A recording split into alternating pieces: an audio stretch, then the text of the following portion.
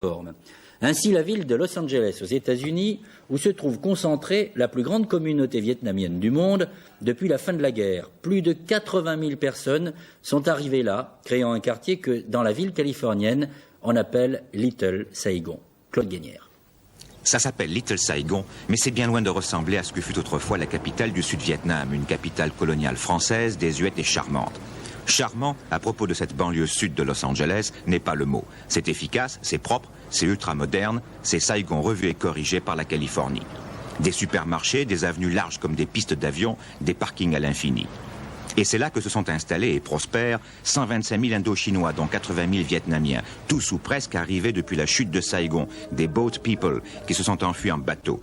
Exilés hier, ils sont aujourd'hui animés par la volonté de s'implanter, de réussir, mais pas pour demain devenir américains.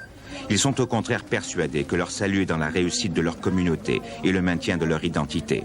À des milliers de kilomètres de leur pays qu'ils ont fui parce qu'il était devenu communiste, ils veulent continuer à participer au rayonnement du Vietnam et aussi soutenir ceux qui sont restés là-bas. Ils sont américains sur quelques aspects, sur le langage parlé, sur quelque sorte lifestyle. Mode de vie, oui.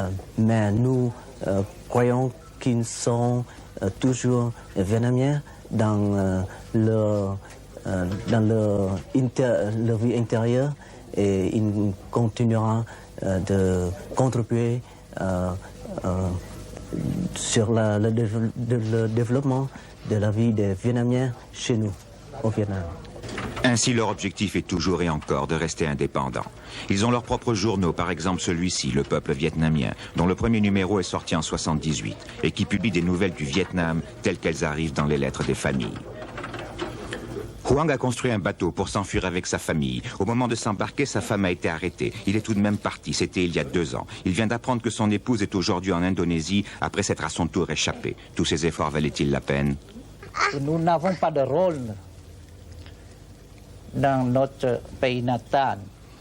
Il lui fallait donc partir pour continuer à se battre, nous dira-t-il, pour les idéaux qui étaient les siens, la liberté et la démocratie, mais aussi comme les autres pour continuer à contribuer au rayonnement du Vietnam.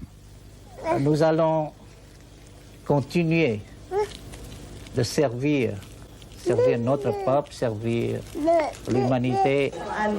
Dans les écoles américaines autour de Little Saigon, presque tous les élèves sont vietnamiens. Ils suivent des cours spéciaux pour apprendre l'anglais. Cela en moins de 10 ans. Quand on leur demande combien sont nés au Vietnam, plus des 3/4 lèvent le doigt. Celui-ci est arrivé il y a 2 ans. Comment? En bateau. Et tous gardent la nostalgie de leur pays.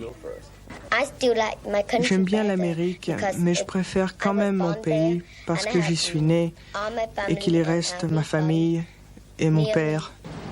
Plus de 300 000 Vietnamiens habitent aujourd'hui à Los Angeles et sa banlieue, et il en vient chaque jour, attirés par le climat, le même qu'à Saigon, sans la pluie, par le dynamisme de la Californie et parce que de l'autre côté du Pacifique, il y a l'Asie.